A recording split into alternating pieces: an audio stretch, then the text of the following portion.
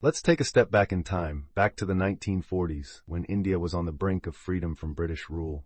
But instead of a smooth transition, the period became marked by one of the most tragic events in history, the partition of the Indian subcontinent. For nearly 2 centuries, India had been under British rule, but by the early 20th century, the Indian independence movement had gained momentum. Leaders like Mahatma Gandhi and Jawaharlal Nehru envisioned a united India where people of all religions could live together. However, there was growing tension between Hindus and Muslims, 2 of the major religious communities in India. The British often played into these divisions as part of their divide and rule policy, and soon 2 major political groups emerged: the Indian National Congress, predominantly Hindu, and the All India Muslim League, led by Muhammad Ali Jinnah, who believed Muslims needed a separate nation to safeguard their rights. As the British prepared to leave, violence between Hindus and Muslims escalated across the country. In 1947, the British government decided to divide the country into 2 nations, India and Pakistan, one for the Hindu majority and the other for the Muslim majority. But here's the thing, no one knew exactly where the borders would be drawn.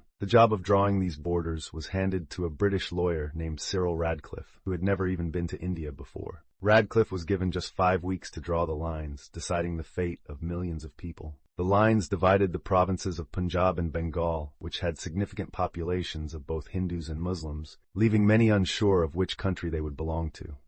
On August 14 and 15, 1947, Pakistan and India were born, but the actual border, known as the Radcliffe Line, wasn't revealed until a few days after independence. The result was chaos. Millions of Hindus, Sikhs, and Muslims found themselves on the wrong side of the border, sparking one of the largest mass migrations in history. Around 15 million people were displaced, and an estimated 1 to 2 million people lost their lives in the communal violence that followed. Trains filled with refugees were attacked, villages were set on fire, and once peaceful neighbors turned against each other. Women were especially vulnerable, with many being abducted or assaulted in the chaos. This period left deep scars on the people of both India and Pakistan, many of whom had to leave behind their homes, communities, and even families. Partition didn't just create new borders, it created lasting divisions. Within months of independence, India and Pakistan were at war over the region of Kashmir, which had a Muslim majority but a Hindu ruler. This conflict remains unresolved to this day, a symbol of the ongoing tension between the 2 nations. For the millions of people who experienced partition firsthand, it was a moment of both triumph and heartbreak. India and Pakistan were finally free from British rule, but at a devastating human cost. The legacies of partition, violence, displacement, and distrust continue to influence relations between the 2 countries even today. It's a reminder that drawing borders isn't just about maps, it's about people, and the decisions made in haste can have consequences that last for generations.